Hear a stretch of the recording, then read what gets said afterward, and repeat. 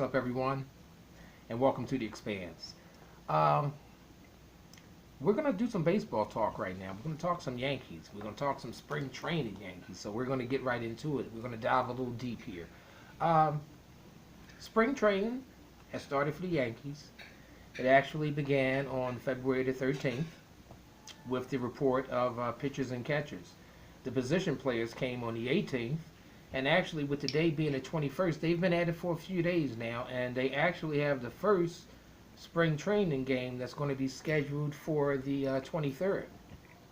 So everybody's looking forward to that. It should be very interesting. It should be very exciting for the new team. I want to touch base on a couple of topics before we go. I want to first address what we added to the team in the off season, and then I want to look at what we lost at the same time. Of course, we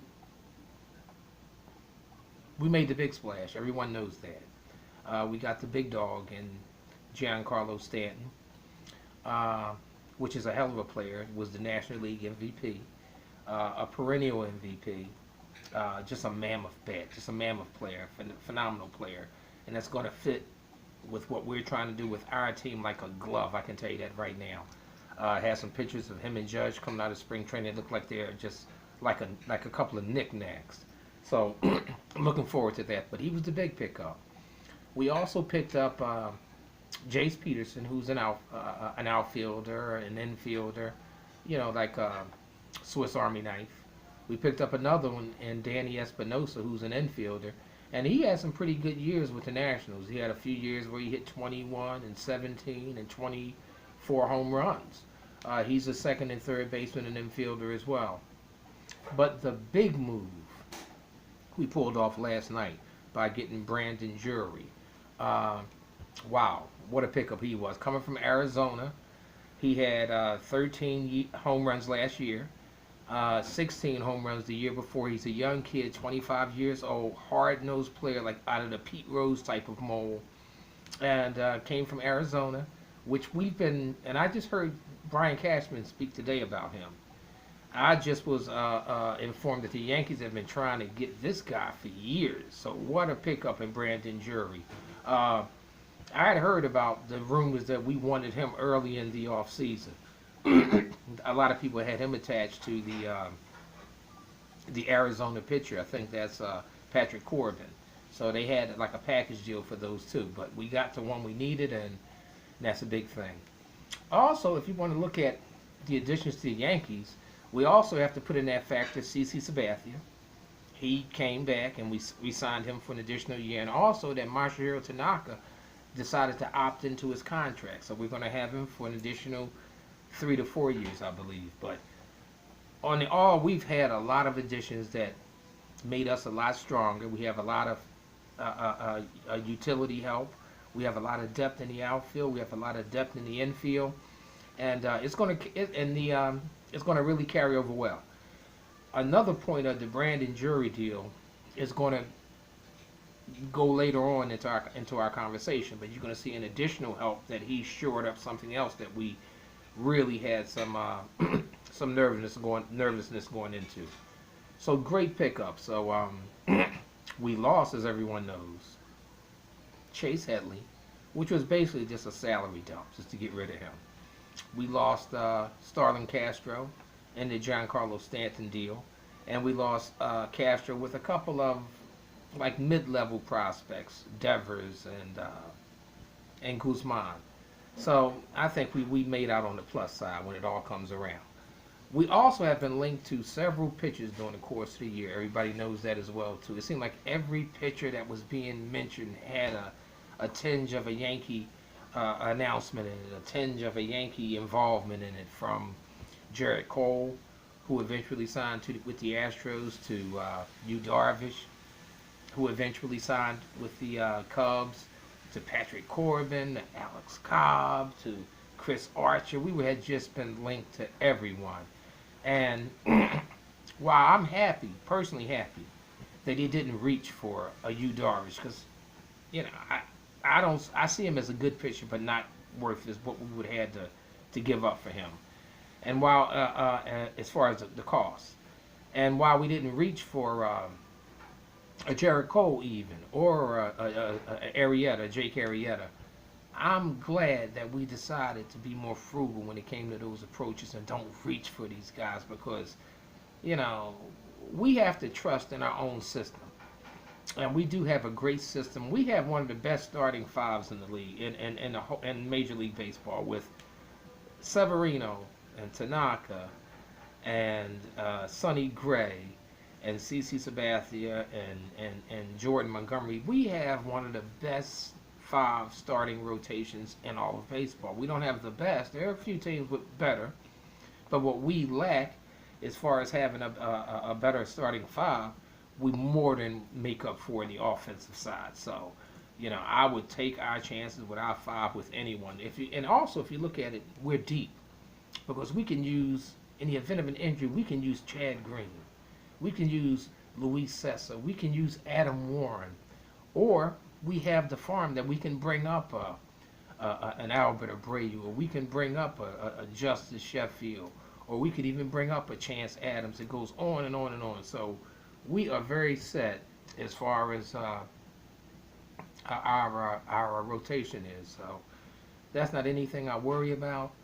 And I mean, I'm really looking forward to seeing how we pair off in this season with our pitching staff. But I'm going to say it now, and I will stand by it throughout this whole thing, is that I believe we have one of the best starting fives in all of Major League Baseball. And I believe that our starting five, we came within a game of the World Series last year. I believe that our starting five can more than get the job done. Okay, moving on. Going into the spring training, we had some very obvious holes at two positions, second and third. We had got rid of Castro, who was our everyday second baseman. We also got rid of Chase Hudley, who was our everyday third baseman. And we didn't bring back Todd Frazier. So all those things took account. We had some nervousness going into it, but I personally had confidence in Gleyber Torres. I believe that he should have been up last year, but he, of course, he had the injury to the arm and had to do the Tommy John procedure, but he's back and fine. And it was on his non-throwing arm, by the way, too, so that's a big plus. But I was a little worried about Andujar. And listen, I've made videos before, and everyone knows that I was basically in for Machado if we could have got Machado. Speaking of Machado in the Orioles organization, what a whack, crazy, stupid organization they have to have. I mean, because if you know you're going to get rid of a guy, I mean, not get rid of a guy, if you know if the guy is going to get rid of you, if you know you have no chance of signing this guy, and he's going to leave you at the end of the season, your objective should be to get as much as you can from him while you still have him. Much like if you go to basketball, how Indiana did with Paul George. Once it's assured that we can't extend you, we can't keep you, you're going to leave, your next move is to try to get everything you can before he leaves. The Yankees would have bid on that, I believe. And they would have essentially replenished Baltimore if they would have gave them Andujar, if they would have gave them Frazier, if they would have gave them a Jordan Montgomery or a Chance Adams or something like that. You are giving these guys essentially three players who are going to be cornerstone players for a guy that can essentially walk. Although he won't walk in the Yankees, you'd be losing too much for him still. So the reason you have those prospects and the reasons that you keep these guys, I don't believe in hoarding prospects like casino chips either. But I believe that you keep them where you can unload them when the time comes. And this is going to go to a point that I'm trying to make as well. The holes that I said that we entered into spring training, the second and third, just been filled. Because when we got Brandon Jury, that indicated that he is going to be the starting third baseman. So now Andujar, who you had questions about his glove, now he becomes a major trading piece. So now you can go out and get a starting pitcher for in a packet that could now include Miguel Andujar, who has a lot of high praise to him as a prospect, and is going to be a starting prospect. He has starting prospect potential, all-star written all over him. But now that you've acquired jury, now you can do that. Now you have more leverage. So it takes care of a lot of things. um, we also have a very deep bench. And if you look at our positional players, and now that the whole the third base has been filled with jury, we look at Gleyber Torres. He's going to play second. So, I mean, all those things are going to look very nice for the Yankees going forward. So, we have a good pitching staff. We have one of the best bullpens, if not the best bullpen in all of baseball. And we also have a lot of depth in the outfield with Ellsbury and Frazier, if we keep him, and Hicks and Judge and Stanton and Gardner. We have a lot of depth in the infield with Bird and Torres and Gregorius and Sanchez. And now we have jury. I don't know what we'll end up doing with Jace Peterson and Danny Espinosa. My guess, if you have Ronald Torreyes and people like Tyler Wade, you might only have room for one of these guys, Espinosa or Jace Peterson. But it makes us deeper. And another important point is to remember is the Yankees still have about $19 to $20 million left to spend. Because in getting Brandon Jury, he's on the league minimum. He only costs like a little over $500,000. So you didn't touch the money that you wanted to spend. And really, you got about $30 million to spend. But the Yankees wanted to put up $10 million for the trade deadline in case they need money to make any additional moves, which is smart, which is very smart and very frugal. So it looks good.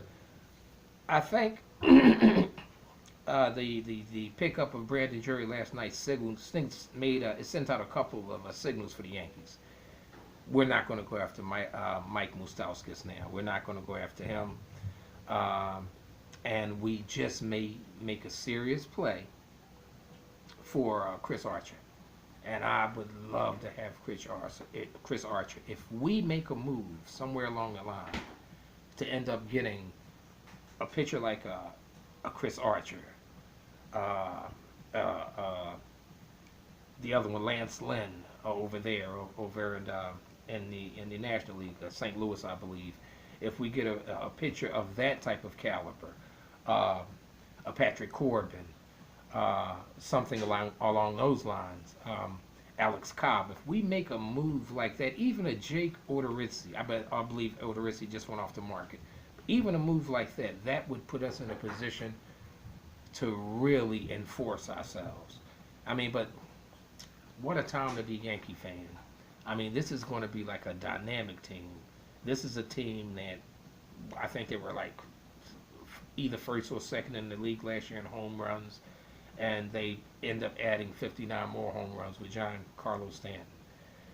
You kept the same exact pitching staff that you had last year. I mean, even with Sonny Gray coming in at the trade deadline last year, but you have your same pitching staff intact.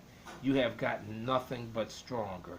Sure, you lose Castro, but I think you replace him quite easily with Gleyber Torres, and you lose Chase Headley over there, who I never really thought that much of anyway. He was okay, but now you put him over there with a Brandon Jury, who's younger, who's faster, who's a better base runner, and hopefully he'll be just as good defensively. I always had some issues with Headley over there at third base as well with his defense, but what a good time it is to be a Yankee. I can't wait to see the first spring training game on the 23rd. I'll be coming back with some more videos, letting everyone know how they look. And listen, this is important.